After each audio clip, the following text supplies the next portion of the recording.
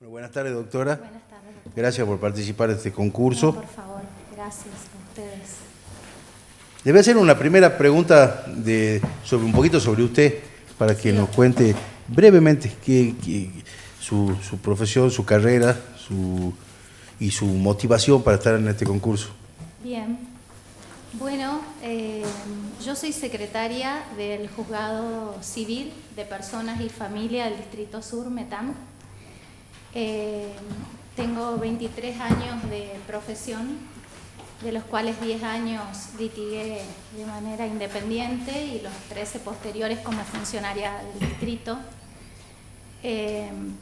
Tengo una profunda motivación en el cargo, es un enorme desafío para mí profesional, pero además creo que, dado el momento social que existe, creo que reúno las condiciones como para poder concursar el cargo, no solo por mi experiencia profesional.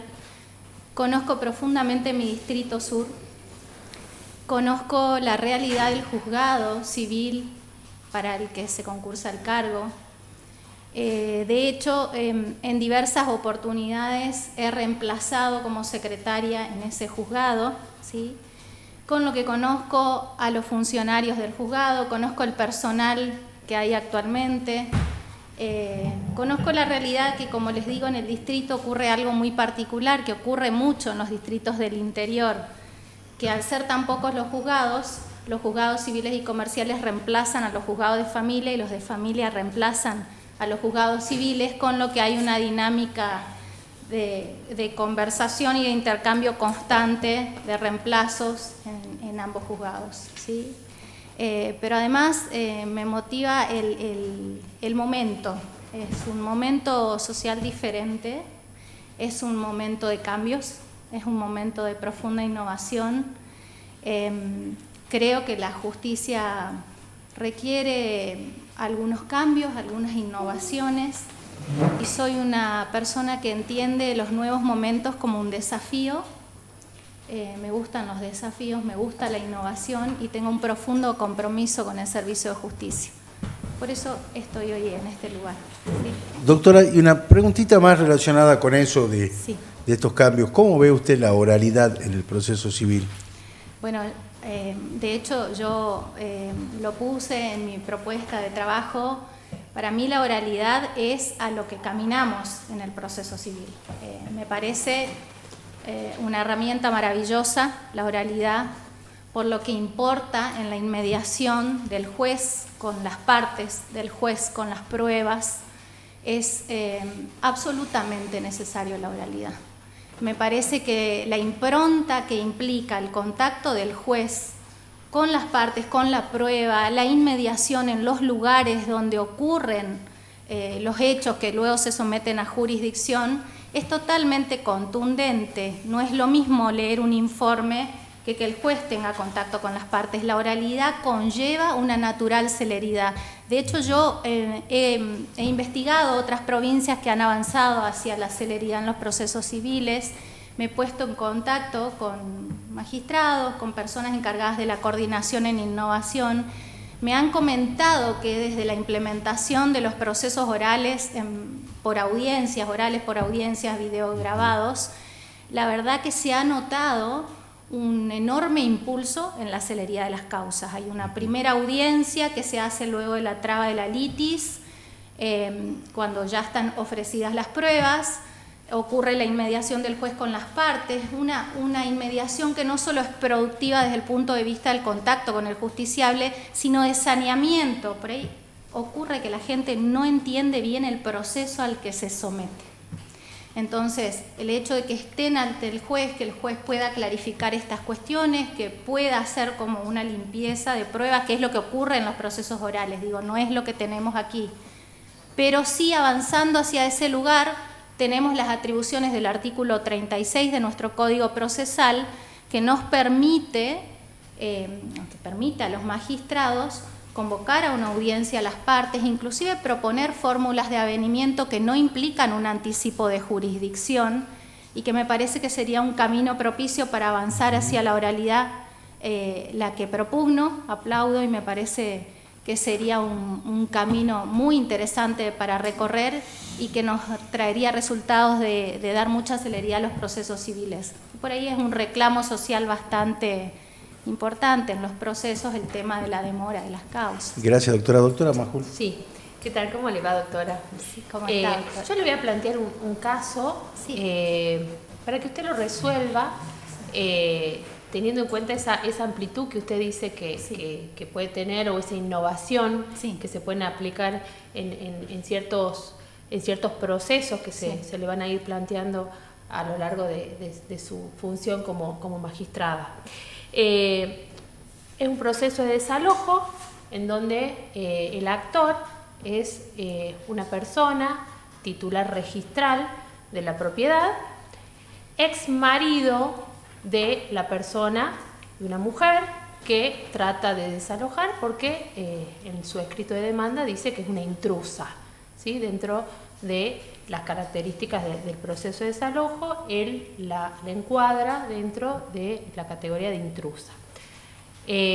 La mujer, ejerciendo su legítimo derecho, lo que hace es interponer defensa diciendo que ella es poseedora de esa casa y que existe un proceso judicial pendiente en el juzgado de familia porque hay un divorcio pendiente. ¿Cómo resolvería usted el caso? ¿Sí? Teniendo en cuenta que no hay hijos menores, nada, ¿sí? La persona plantea la incompetencia del juez civil, o sea, en este caso a usted le plantearía la incompetencia. Hay distintas soluciones. Sí. Me gustaría saber cuál sería su opinión, ver también qué opina sobre si este caso puede entrar a resolverse con alguna perspectiva en especial. Y bueno, eso me gustaría saber su opinión, básicamente y en síntesis. Bien, en base a lo que usted me expresa, doctora, tenemos varias cuestiones por considerar. Primeramente, usted me plantea una demanda por desalojo, ¿sí? Sabemos que el desalojo es un proceso acotado, es un proceso donde no se discuten ni cuestiones de propiedad ni cuestiones posesorias. Tiene que surgir manifiesto en el proceso de desalojo el derecho del accionante de que la persona que está en el lugar se retire del mismo para hacer ejercicio del uso y goce de la propiedad, ¿sí? El derecho a la acción tiene que surgir indiscutible. Me decía usted dos cuestiones que tengo que considerar de manera diferente. Si vamos al desalojo puramente como acción, la señora plantea que es poseedora. Ahí tendremos que ver la extensión o las pruebas que pueda acompañar para demostrar el carácter de poseedora, porque como le decía, en el proceso de desalojo no se discute la posesión, ¿sí? Pero yendo más allá, en base a los nuevos paradigmas del derecho, a esta constitucionalización del derecho privado, a esta mirada integral del derecho, hoy los magistrados no pueden tener una mirada acotada de las causas, la mirada es en un permanente diálogo de fuentes. Hoy el derecho no son compartimentos estancos. Cada causa debe pasar por una mirada desde atrás, desde arriba, desde abajo, de adelante. Debemos tener una mirada integral y en este supuesto que usted me plantea tenemos una esposa, porque usted me dice que el divorcio todavía está en trámite, con lo que no hay sentencia de divorcio, una esposa que está en un lugar que podía haber sido el sede del hogar conyugal. Claramente el caso puede tener atisbos de perspectiva de género. De acuerdo a la mirada primera, no estaríamos en presencia de una usurpadora. Si la señora acreditó posesión, no podemos discutirlo en el ámbito de desalojo, tiene que ir por otra vía. Ahora, si vamos a una mirada profunda desde la perspectiva de género, no podemos hablar de que se trate de una intrusa. Entonces, ahí la cuestión va a estar encaminada a ver cuáles son las pruebas que se acompañan al proceso. De todas maneras, hay una necesaria mirada de género que si bien podría corresponder en el caso que usted me plantea, digamos. Los jueces no pueden ¿Y desconocer declararía realidades. las incompetencias? ¿Usted se declararía incompetente? Esa es la primera pregunta. ¿Se declararía incompetente ante el planteo de la señora que dice es un juez de familia el que tiene que resolver el desalojo de mi persona, de la propiedad? ¿Quién sería el competente? En realidad tendríamos que ver los términos del planteo y los términos de la prueba, porque como yo le decía, la señora argumenta ser poseedora de la propiedad. Atribución del bien conyugal es otra cuestión y es lo que se va a dirimir en el ámbito del proceso de familia. Si la señora planteó en un proceso de familia la atribución del hogar conyugal, será allí donde se dirima. Si no, no es el tema que se va a plantear en el proceso de familia y eventualmente corresponderá hacer lugar o no al desalojo, digamos, pero no sería, tendríamos que ver los términos del planteo, los términos de la contestación y las pruebas acompañadas. Lo que sí es inexorable, que en cualquier tipo de procesos tenemos que mirar la realidad. Prima facie, en principio, una esposa, porque todavía no es ex esposa, ¿sí? Una esposa no sería una usurpadora. Si este bien excede el hogar conyugal, no sería una usurpadora, está alegando una posesión, con lo que no encuadra en el marco de un proceso de desalojo, tienen que ocurrir por otra vía, y si hay algún planteo que hace saber que respecto del bien, por ejemplo, en el marco de lo que usted me pregunta de la incompetencia, que respecto del bien planteó la señora una atribución del hogar conyugal en el marco de un proceso de familia, sí, en ese caso correspondería dirimir la cuestión sobre la atribución del bien en el proceso de familia. Pero en este proceso, así como está planteado, si la señora acredita, en principio vamos a lo formal de la acción, posesión, no estamos hablando de un proceso de desalojo. Pero además tendríamos que ver si es pertinente la perspectiva de género, que también es muy importante ser muy preciso, ver en qué casos nos ponemos los lentes de género, no todo caso es perspectiva de género. ¿Y qué significa fallar con perspectiva de género para usted? Fallar con perspectiva de género implica, desde el inicio de las causas de todo tipo, esto que yo le comentaba de la mirada integral del juez en las causas de cualquier tipo de proceso, el juez tiene que conocer la realidad de las partes, conocer la posición jurídica de las partes. Si fallamos con perspectiva de género, es un caso que requiere una especial intervención, ¿sí? de la ley para igualar una natural desigualdad que existe en la relación de las partes, ¿sí?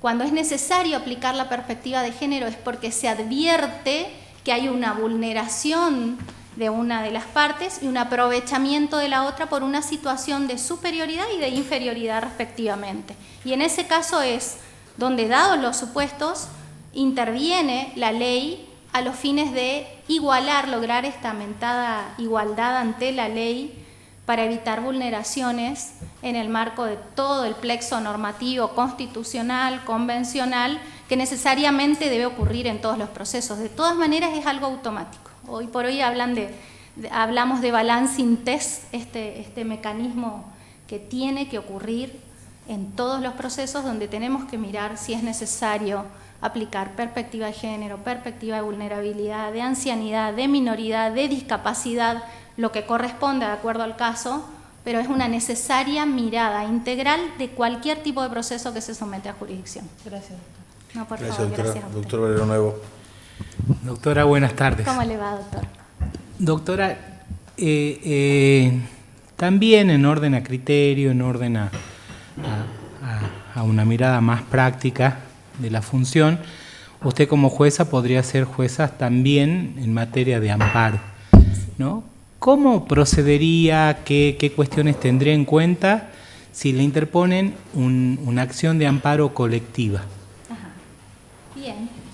En las acciones de amparo colectiva, bueno, tenemos previsto nosotros un amparo específico con naturales notas en nuestra Constitución provincial.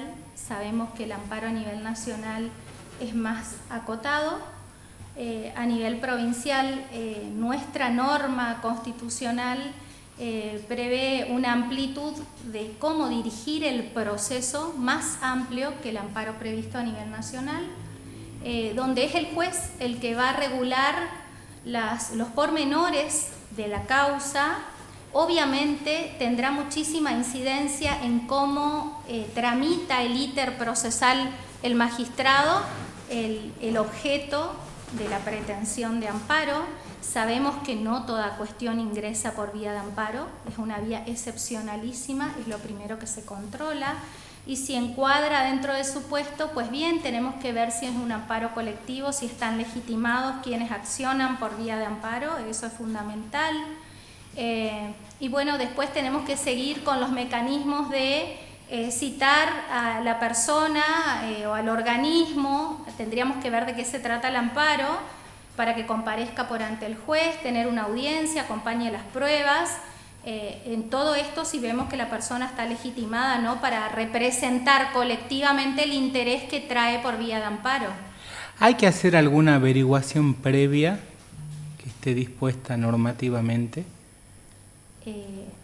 La representatividad, digamos.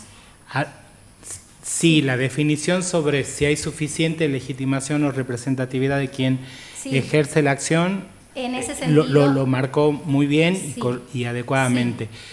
Pero es el único tipo de amparos que sí tiene una regulación normativa en la provincia de Salta, aunque haya un principio general que el amparo no se reglamenta.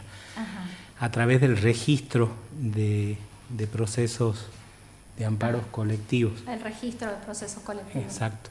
Sí. ¿Qué haría, cómo interactuaría usted con ese registro? Bueno, pedir informes es lo que corresponde en ese caso, pedir un informe para ver si ya existe un proceso de la misma naturaleza que haya sido interpuesto en otro lugar. Perfecto. ¿Sí?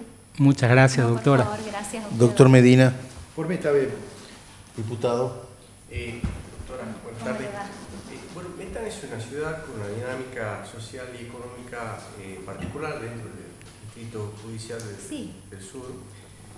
¿Cómo considera usted que debe vincularse con la comunidad, el juez local, sin afectar su imparcialidad? Sí. ¿Y cuál sería su relación con los medios de comunicación? La relación con la comunidad, me dice usted. Claro, ¿cómo considera usted que el juez debe vincularse con la comunidad? Ajá. Y sin afectar la imparcialidad? Bueno, la verdad que yo considero personalmente que el hecho de asumir la enorme responsabilidad que implica una magistratura implica un montón de cosas que conlleva el cargo, ¿sí?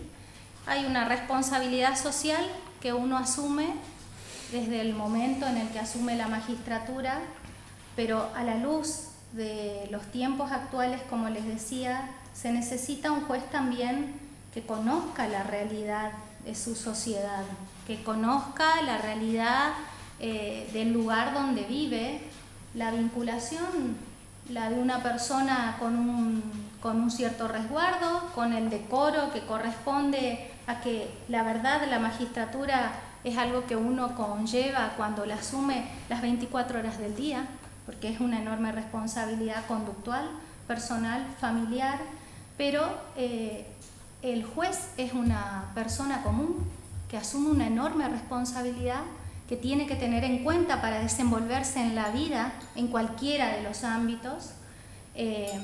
Me parece la seriedad, el respeto que debe tener el juez en su conducta social general, no solo con su ciudadanía, cuando va a otro lugar, lo mismo, digamos, tiene un ámbito de reserva propia, pero hay una conducta que debe acompañar la función de la magistratura que tiene que ver con entender la responsabilidad que el cargo implica, ¿sí? Implica una enorme responsabilidad social que uno no puede desconocer, ¿sí? Uno puede ser cercano, puede ser accesible, asequible con su sociedad, pero tiene una responsabilidad que implica una cierta conducta social de decoro que no tiene que perderse, ¿sí? En el ámbito, si usted me hablaba de la prensa, bueno, existe un mecanismo, el Poder Judicial tiene su propia área de prensa, con lo que presumo yo que usted me está hablando de algún tema conflictivo que pueda ser consultado el juez, alguna cuestión que haya suscitado, por ejemplo, algún cuestionamiento social. Siempre hay que ser cautos en cómo manejarse, pero hoy por hoy la transparencia es el punto de partida. El juez tiene que estar apto para poder dar explicaciones, tomar los recaudos correspondientes, asesorarse previamente y poder informar a la comunidad lo que sea necesario cuando el caso lo amerite, no cualquier cuestión. Ahí también está la racionalidad del magistrado al momento de conducirse, que es para todo, no solo para algunas cuestiones, ni solamente para dictar sentencias, para conducirse socialmente, para conducirse con la prensa, para decir justicia en una sentencia hoy por hoy con un lenguaje llano, claro, accesible a la comunidad, que es el destinatario de la norma particular, la sentencia. Bien, muchas gracias. Por favor. Gracias, doctora. Han sido muy amables. Gracias, Muchas doctora. gracias. Con permiso. Ahí está. Bueno, buenas tardes. Buenas tardes. Yo voy a empezar haciéndole una pregunta un poco personal sobre usted, sobre su motivación para concursar y sus antecedentes en la materia. Bueno, yo tengo 31 años de ejercicio de la profesión de forma libre. Dentro del ejercicio siempre mi inclinación ha sido el derecho civil y comercial, en una amplia gama de materia del derecho, prescripción adquisitiva, reivindicaciones, interdictos posesorios, sucesiones, daños y perjuicios. Ha sido muy variado. Yo, más o menos, siempre mi clientela, digamos, ha sido gente de clase media y clase media un poco baja. Y eso, digamos, para mí me ha significado una satisfacción personal, porque he logrado muchas veces otorgarles títulos de dominio a campesinos, gente rural, o al que no les hemos podido dar títulos, les hemos podido defender la posesión, que hasta el día de la fecha la mantienen y pueden tener una vida feliz, digamos. Entonces, para mí es una satisfacción porque ser parte de un eslabón en la justicia que le permite a mucha gente acceder, el judicial poder acceder al sistema y tener una satisfacción, ¿no?, de sus derechos. Entonces, bueno, eso, otra cuestión respecto a mi trabajo, bueno, yo siempre lo desarrollé en el Distrito Judicial del Sur, Metam, o sea, soy nacido y criado en Metam, conozco la gente, conozco Rosario de la Frontera, el Tala, la Candelaria, la zona de influencia, conozco Galpón, conozco Tunal, Los Rosales, o sea, toda la zona de influencia.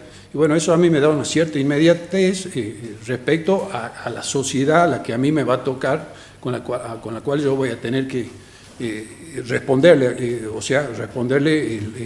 lo que es la justicia, la realización de la justicia concreta a la región, ¿no?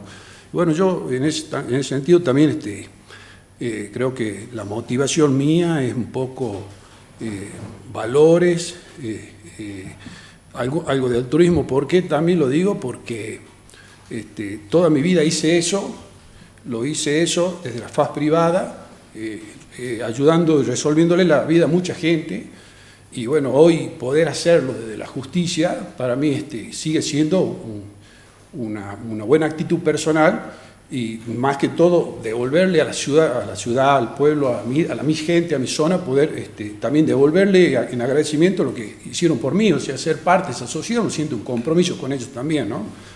Así que en ese aspecto me siento reconfortado. Y no digo tanto por lo material, porque muchas veces lo primero que se piensa en lo material, yo en lo personal no avisoro que sea material, porque para mí mi más claro ejemplo de que no es así es que tengo 31 años en la calle, o sea, no he tenido. Yo creo que lo más cerca del Estado que estuve alguna vez fue, que no es el Estado, es como delegado del Colegio de Abogados de Delegación Metán, de la provincia de Salta, Delegación Metán, que he sido 3 veces elegido delegado, que es un cargo ad honorem, pero que ha sido un honor muy grande cumplirlo.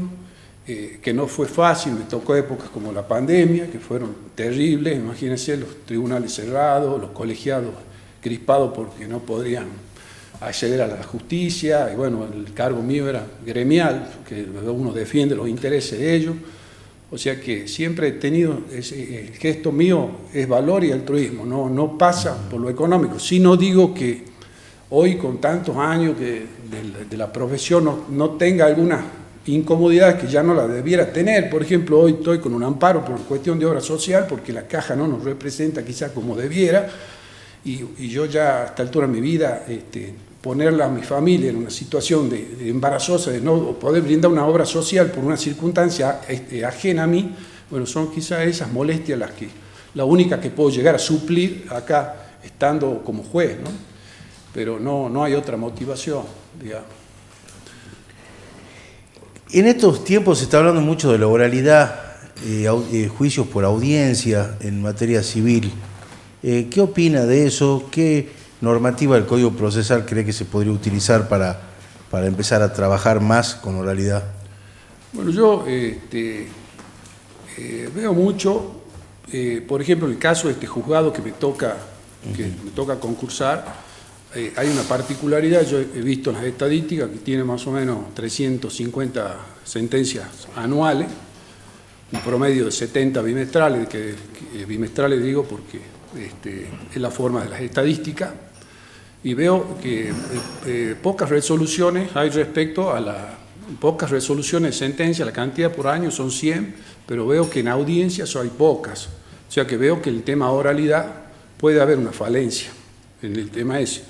Entonces yo sí tengo pensado, porque es una falencia concreta, por ejemplo, la aplicación del artículo 36.4, o sea, la mediación, llamar a mediación, el juez puede hacerlo, en el caso concreto de que cuando se traba la litis, o sea, demanda, contestación, se traba la litis, como juez yo puedo analizar demanda y contestación de demanda, conociendo las partes, conociendo los abogados, y en determinadas circunstancias puedo avisorar que es factible la resolución del conflicto a través de la vía oral, digamos, de la conciliación, ¿me entiendes? Escuchando las partes y incluso pudiendo hacer algún tipo de propuesta que no significa prejudicialidad, porque está previsto en el código, o sea, ni que esté adelantando opinión, ¿me entiendes?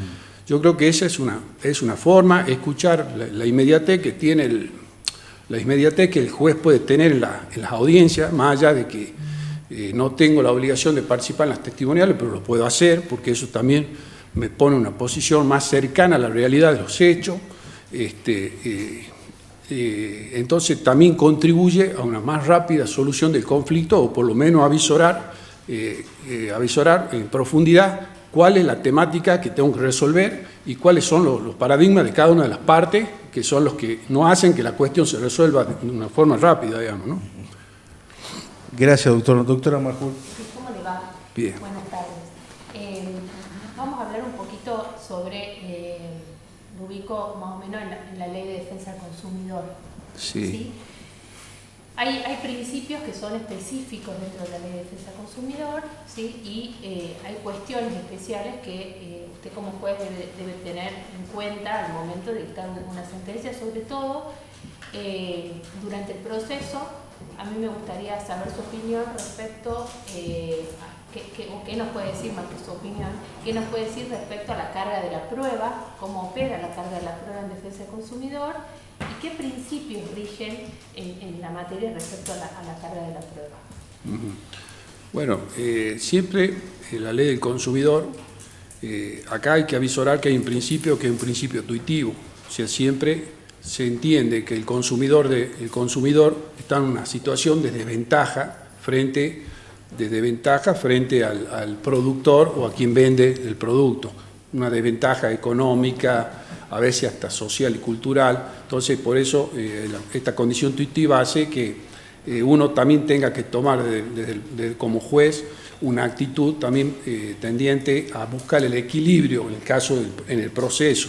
Para esto es importante, entiendo yo, la prueba dinámica, o sea, no únicamente avisorar la prueba de uno, sino de una de las partes o de la otra, sino o sea, aquella que no lo pueda aprobar, es posible que lo pueda aprobar la situación, quien está en una posición más dominante en la relación de poder en materia de consumo. Entonces, yo avisoro a eso, a la prueba, digamos, dinámica, digamos, a la aplicación de lograr, porque el objetivo es lograr la verdad real, y para eso tenemos este medio que sería la forma de capitalizar los recursos necesarios para poder tener una sentencia acorde a derecho, digamos. Gracias. Muy bien. Doctor, de nuevo. Buenas tardes, doctor. ¿Cómo le va? Doctor, ¿qué cosas puede conseguir en un reclamo el consumidor? Un consumidor que no se puede conseguir en otro tipo de reclamo judicial, generalmente en otro tipo de reclamo civil. A ver, no le entiendo bien un poco la pregunta. Sí, usted habló de que el principio punitivo tenía diferencia en lo que implicaba entonces el estatus de consumidor frente, bueno, qué se puede reclamar, qué se puede conseguir, bien. Bueno, de la relación de consumo sí. que no se puede conseguir en otro tipo de relación contractual o extracontractual. Claro, bueno, acá lo que se puede conseguir, una de las características es el derecho punitivo, o sea, la multa que el juez pueda imponer en virtud de la falta de cumplimiento de las obligaciones legales o contractuales de la empresa o quien brinda el servicio en función de una solicitud del consumidor. El juez puede en ese caso aplicar una sanción. Estas sanciones tienen límites, obviamente, ¿no? O sea, es de la mitad de una canasta básica hasta 2.100 canasta básica, hogar 3, es la que establece el índice de estadísticas nacionales, digamos.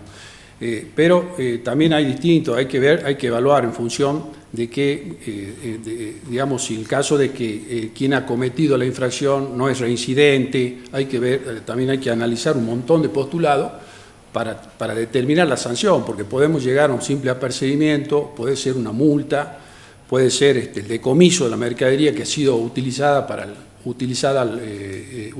y con la cual se ha generado el daño, puede ser también la suspensión de los registros de proveedor del Estado por 1 año, que es el máximo que le dan, o puede también se le puede suprimir todas las ventajas tributarias que tenga el consumidor, tributaria y otra exhibición impositiva que también la ley le otorga, digamos. Otra consulta, doctor. Como juez usted tendría competencia en materia de amparos. ¿Qué consideraciones, qué acciones realizaría primeramente si es que le interponen un amparo colectivo? Bueno, en el caso de un amparo colectivo, la primera acción es correr traslado a la persona contra quien ha sido impuesto el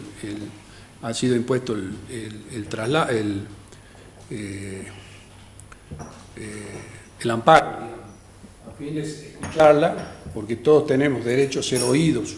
En este caso, la empresa o la empresa privada o pública que ha generado algún daño, digamos, ecológico en la fauna, contaminación de un río, lo que fuera. Entonces, escucharla a la empresa, también darle participación a las entidades con personería jurídica que tengan vinculación a la defensa de este tipo de derechos.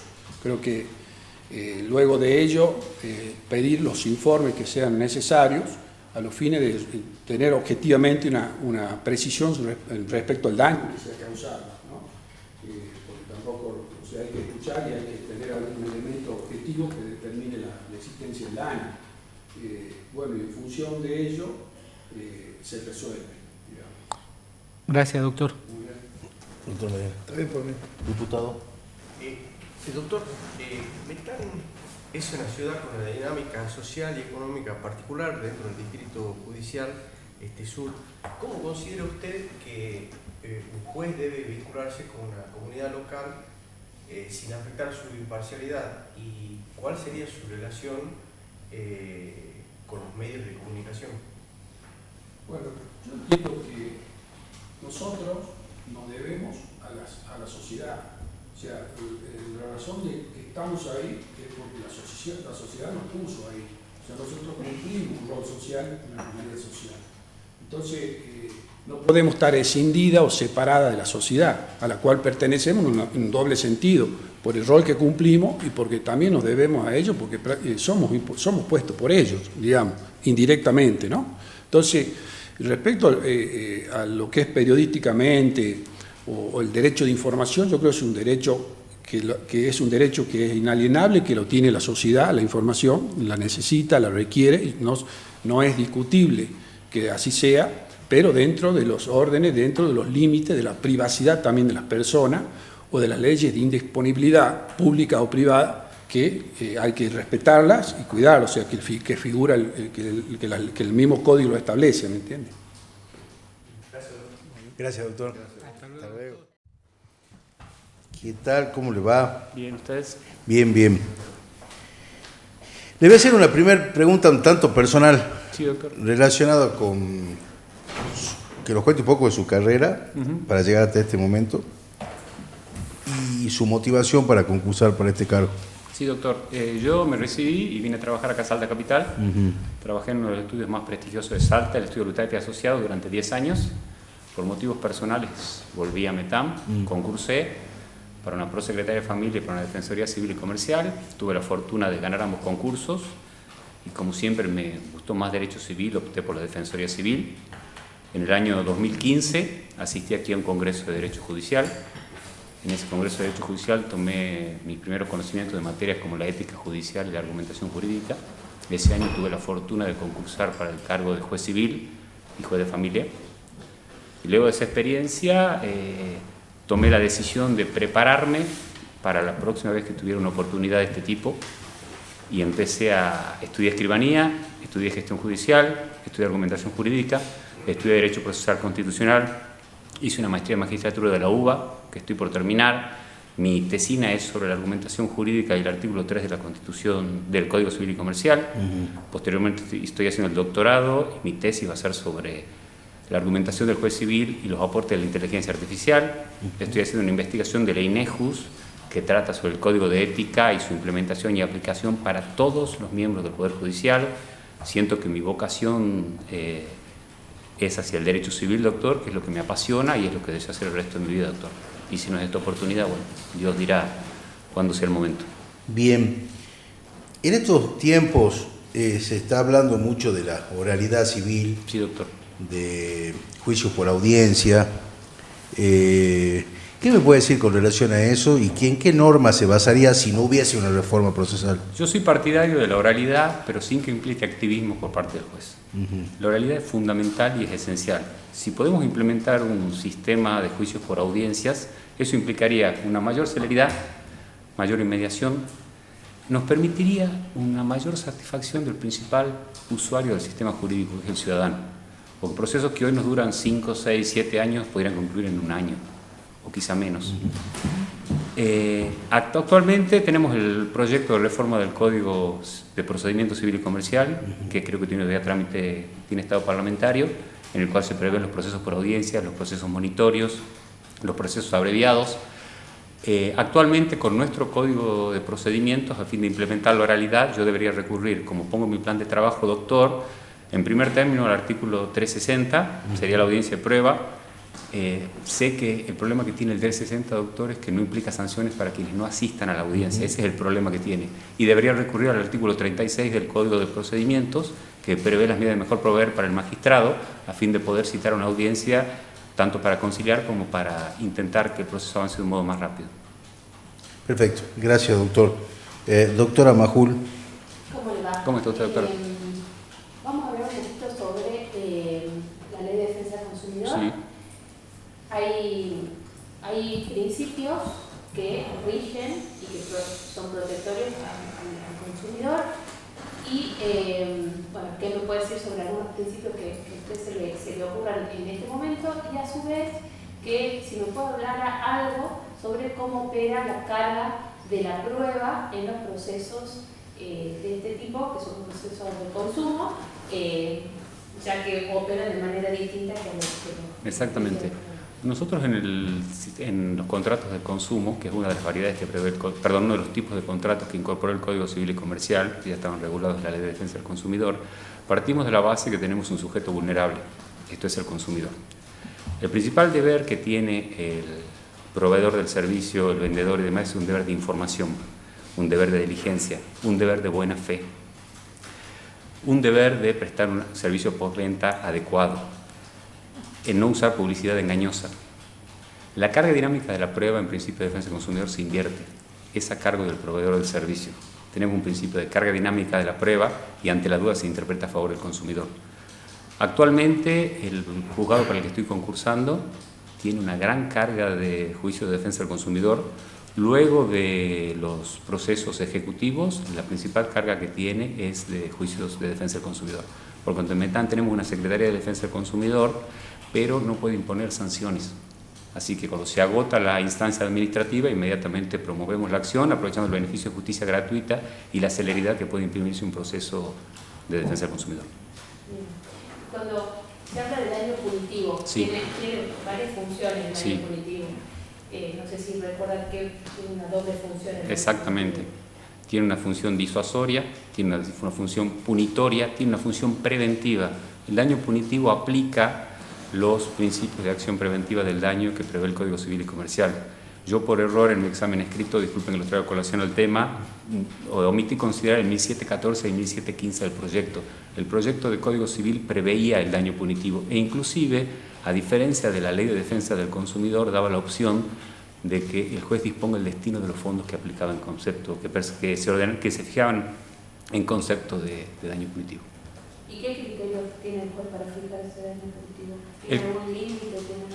Yo pienso que lo principal que debe aplicar el juez a fijar el daño punitivo es la prudencia.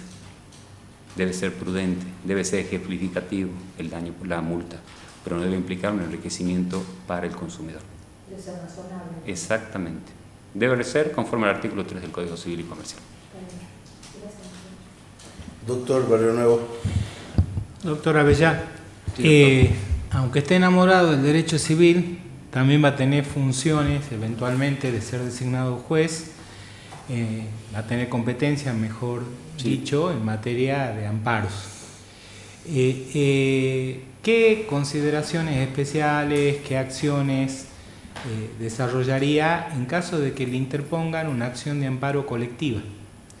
Ante una acción de amparo colectiva, lo que yo haría sería, conforme prevé la Constitución, correría traslado y fijaría una audiencia con los solicitantes, con quienes promuevan la acción de amparo, doctor. ¿Alguna consideración en particular, algún marco normativo particular? Aplicaría la normativa aplicaría las normas marco para los procesos colectivos, doctor. ¿Y algún interés en particular que habría que velar, habría que velar por el interés general de la comunidad, que no se afecten intereses de los ciudadanos, y tenemos que ver cuál es el interés comprometido en el amparo colectivo. ¿Hay alguna consulta previo a abocarse a algún organismo? No recuerdo en este momento, doctor. Bien, gracias, doctor. No, por favor. Doctor Medina. Gracias. Diputado. Doctor, Metán es una ciudad con una dinámica social y económica particular, Distrito Judicial Sur. ¿Cómo considera usted que un juez debe vincularse con la comunidad local sin afectar su parcialidad? ¿Y cuál sería su relación con los medios de comunicación? Yo pienso que un juez debe tener obviamente formamos parte de la comunidad, debemos mantener nuestra imparcialidad, nuestra independencia, pero en estas épocas no basta con que el juez hable a través de sus sentencias. En caso de que haya un requerimiento o una consulta a través de la prensa, solicitaré el asesoramiento pertinente por parte del Servicio de Prensa del Poder Judicial y recibiría a los medios de prensa. En forma no atendería a los medios de prensa sin recibir el asesoramiento pedido del Servicio de Prensa. Gracias. Gracias, doctor. Buenas tardes. Perfecto. Muchas gracias. Doctor. Hasta luego. Buenas tardes, doctora. Buenas tardes, doctora. Tome asiento, por favor. Muchas gracias. Para comenzar, doctora, le voy a hacer algunas preguntas que le pido me respondas sintéticamente relacionado con su carrera profesional para llegar hasta este momento y su motivación para concursar para este cargo. Bueno, motivaciones tengo muchas. La primera que tengo que decir es que tengo un enorme compromiso con mi trabajo y el compromiso con mi trabajo me lleva a querer superarme yo profesionalmente. Para comprender estos motivos, primero lo tengo que explicar que me desempeñé durante 6 años como abogada particular, ejercí la profesión de manera independiente y particular, ingresé a trabajar en la Defensoría del Ministerio Público, en la Defensoría Civil y después concursé para la circunscripción de ANTA, para trabajar ahí como auxiliar fiscal. Así como tomé esa iniciativa y tuve esa fuerza para poder animarme, yo siendo de Metán, a poder trabajar y desempeñar una función pública en ANTA, fue como, es la misma motivación que tengo para poder concursar ahora en el cargo de juez. Concretamente me desempeño ahí ya hace 5 años, aprendí a trabajar con un equipo de trabajo, asumir responsabilidades muy importantes, tengo ese compromiso con el estudio, con la honestidad intelectual y la capacitación, tanto a nivel personal, y nunca he perdido el interés por el área del derecho civil. Trabajo en una fiscalía multifuero, entonces eso es lo que me ha llevado a concretamente querer superarme, como ahora me desempeño como auxiliar fiscal, a querer concursar a cargo de mayor jerarquía, asumir mayores responsabilidades. Y también, entre otras motivaciones, soy de Metán, actualmente si bien me desempeño en Joaquín B. González, tengo mi familia allá. Padre, madre, hermanos, soy del lugar, allí trabajé y mi compromiso es netamente con una función de trabajo. Durante toda esta trayectoria, como le comento, tanto la función pública como la función privada, creo que me han dado las herramientas para poder asumir estos compromisos. Primero un compromiso intelectual, un compromiso ético que mantengo actualmente con mi trabajo y estas ganas de superarme, ¿no? Y poder concursar a cargos de mayor jerarquía. Bien. Agradezco esta oportunidad también. Le hago otra preguntita más. En este momento se está hablando mucho de la oralidad civil, la oralidad del mundo civil, de los procesos por audiencia en el mundo civil. ¿Qué me podría decir de eso? ¿Y qué herramientas utilizaría del código actual vigente, sin perjuicio de eventuales y futuras modificaciones del código?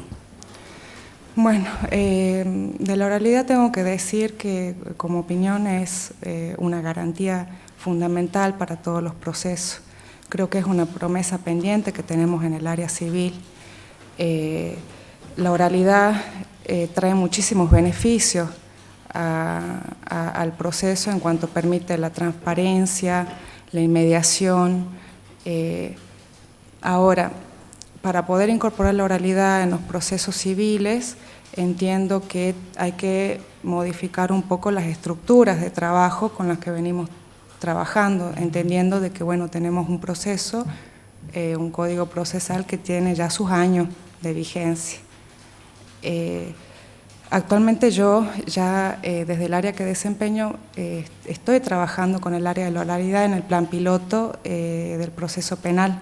Se incorpora la oralidad en el IPP y a partir de esa experiencia puedo decir que los beneficios son muchísimos. Primero, el flujo de trabajo y la dinámica del trabajo cambia. se tiene que diferenciar un poco para la implementación de la oralidad lo que es la función jurisdiccional y las de toma de decisiones de lo que son las gestiones administrativas. Implica la implementación de recursos tecnológicos, digitales, espaciales, disposición de audiencias. Con eso, ¿en qué etapa podemos decir que podemos implementar la oralidad en la parte civil? En derecho comparado, así en otras provincias, hay dos etapas fundamentales que yo he visto que la están implementando ya, que son las audiencias de vista y las audiencias preliminares.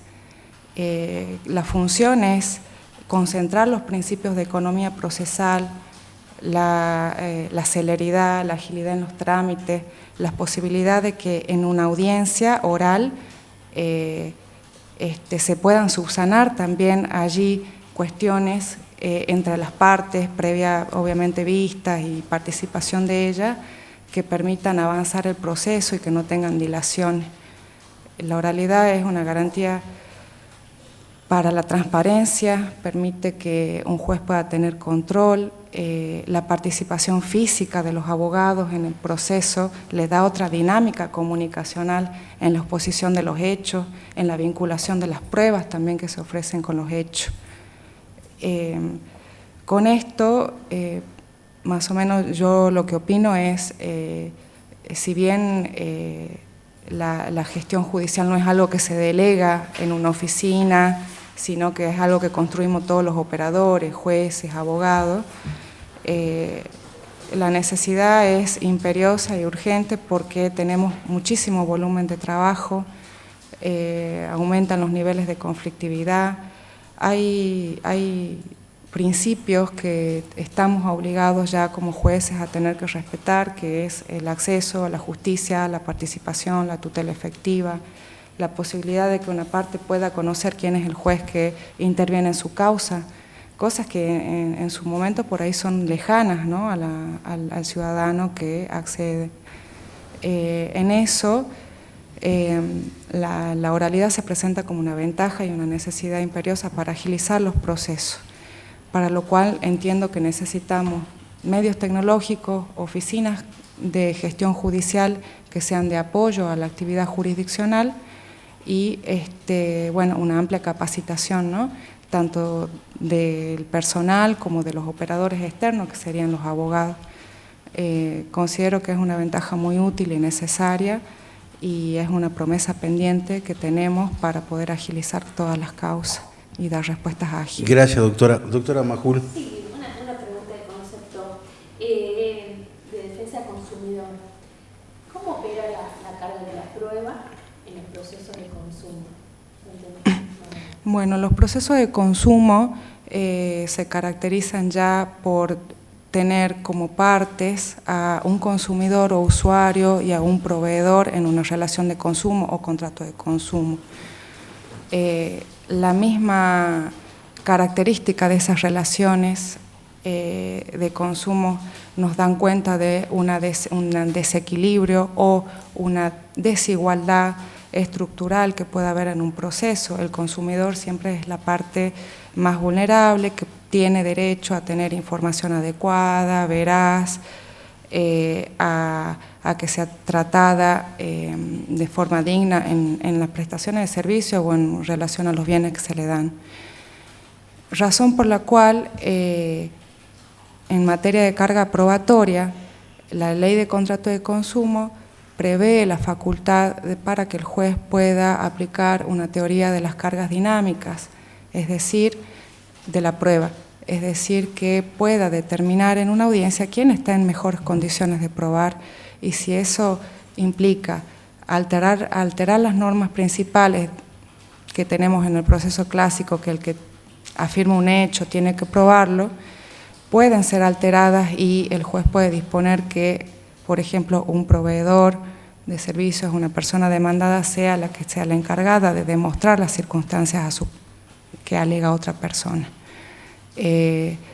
La teoría de la carga dinámica son son modificaciones de las reglas de la carga de la prueba que justamente se justifican, entiendo, en base a esta protección que tiene que tener el consumidor, tanto en la parte de tratativas con la empresa como en el mismo proceso, que se le debe garantizar eso. Doctor Barrio Nuevo. Buenas tardes, doctora. Buenas tardes, doctor. Doctora, además de competencia en materia civil, usted también tendría competencia en acciones constitucionales, en caso de ser designada. ¿Qué consideraciones particulares, qué actividades realizaría en caso de que le sea interpuesta una acción de amparo colectiva? Bueno, tradicionalmente estamos acostumbrados a siempre ver el conflicto a tenor individual, y las teorías clásicas y toda la historia que venimos desarrollando hasta hace poco tiempo nos ponían en conflictos de partes en pie de igualdad. Hoy, independientemente también de las situaciones que tenemos de litis consorcios, que ya donde aparecen más personas, pero no deja de ser un conflicto de igualdad entre pares e iguales.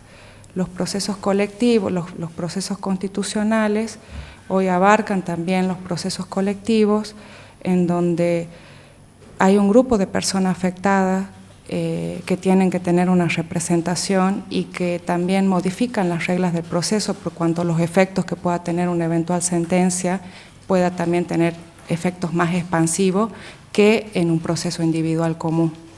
Eso es como una de las primeras características. Procesos colectivos los podemos ver en materia de consumo, en materia de tutela ambiental, predominantemente en materia ambiental, que lo regula tanto la Constitución en sus artículos, como también la Ley de Presupuestos Mínimos también prevé, por ejemplo, el amparo ambiental como una forma de proteger estos bienes comunes, colectivos y difusos. Las características que van a presentar los procesos colectivos y por lo tanto las dificultades en el proceso son varias. Empezando primero por el control de la admisibilidad y la legitimidad de las partes. Cuando se presenta un proceso colectivo, siempre hay un interés afectado, un grupo de personas. ¿Quién se puede presentar también? ¿Quién puede reclamar una demanda que afecte un bien colectivo o que afecte intereses difusos? O también, como lo dice la doctrina del caso Alavi, los intereses individuales homogéneos, comunes, que tengan una causa común. Frente a esa situación se legitiman a determinadas personas, el defensor del pueblo, al afectado, al Ministerio Público Fiscal, al cual, digamos, en este caso también yo trabajo, y con una serie de presupuestos para poder interponer una demanda. Procesalmente entiendo que se puede interponer una demanda colectiva o también un amparo colectivo de acuerdo a la urgencia y a la gravedad del bien y de la situación que se esté afectando. Procesalmente siempre también las reglas van a ser complejas, porque bueno, al haber un interés más importante, más general en juego, los medios de prueba también van a cambiar. Entiendo que en determinados casos, por ejemplo, como en procesos ambientales, se regiría por el procedimiento más rápido o que provea nuestra legislación de rito, ¿no? Y con respecto a los efectos, y los efectos son los que van a modificarse de la sentencia. En líneas generales está bien el desarrollo teórico que está haciendo. En particular, ¿qué cosas usted observaría, qué acciones haría, efectuaría algún tipo de consulta, daría intervención a algún tipo de organismo? En los procesos colectivos, bueno, sí, donde haya intereses generales y afectaciones de orden público, interviene obligadamente el Ministerio Público Fiscal, sí. Inclusive hasta cuestiones doctrinarias como, por ejemplo, falta de legitimación de determinadas asociaciones que no cumplen con algunos requisitos, ese tipo, al ser un interés público y un interés colectivo, es suplido inclusive con una vista al Ministerio Público Fiscal, que debería de oficio también poder ejercer las acciones de defensa. ¿Hay alguna ley, alguna reglamentación en la provincia en particular respecto de este tipo de procesos? Entiendo que no hay una ley particular, o sea, no hay un sistema normativo que se complementa y que se integra en una interpretación. No hay procesalmente una norma o un proceso legislado sobre la materia. Sí, particularmente no un proceso, porque además la Constitución en el artículo 87 es clara respecto a que no podría reglamentarse el amparo y a que responsabilidad del juez del amparo determina las normas procesales aplicables al caso, salvo que está garantida así la recurribilidad, el ejercicio de defensa a través del pedido de informe y la recurribilidad, ¿no? Pero existe un registro creado por ley. Se inscriben en los registros. Se inscriben y previo debiera consultarse ese registro. Exactamente. Si no hay ya se ha creado un registro de procesos colectivos. Si no hay un proceso ya con el mismo colectivo y el mismo interés en juego a fin de no tener dos sentencias contradictorias. Pero muy bueno el aporte teórico, doctor. Gracias. Doctor Medina. Una sola duda, doctora. Usted se refirió, la pregunta que hacía el doctor recién, que daría intervención al defensor del pueblo. ¿A qué defensor del pueblo se refiere? No, me refería a que dentro de los legitimados por la Constitución para poder representar un interés colectivo o de un afectado particular que tenga repercusión colectiva, si hay bienes colectivos afectados, la Constitución legitima al defensor del pueblo. Gracias, doctor. Gracias, doctor. Diputado. Doctora, ¿cómo considera usted que el juez debe vincularse con la comunidad si le afecta su imparcialidad? ¿Y cuál sería su relación con los medios de comunicación? Bien, bueno, yo considero que estamos en situaciones temporales, en épocas de muchos cambios de paradigma, de bastante conflictividad social, en donde los jueces sin duda tenemos un rol fundamental en la solución de los conflictos y tener que dar respuestas a las sociedades en todos los ámbitos. Por lo cual, vinculado con el tema de la oralidad, considero que la oralidad es una herramienta muy importante y muy útil para poder tener vinculación con las partes que se presentan en un proceso y de forma directa y no delegada e inmediata. Ahora, la vinculación con la prensa y los que trabajamos en el área pública nos manejamos con prensa institucional. Y tenemos, lógicamente, por ahí la obligación de dar explicaciones, pero a través de los canales institucionales.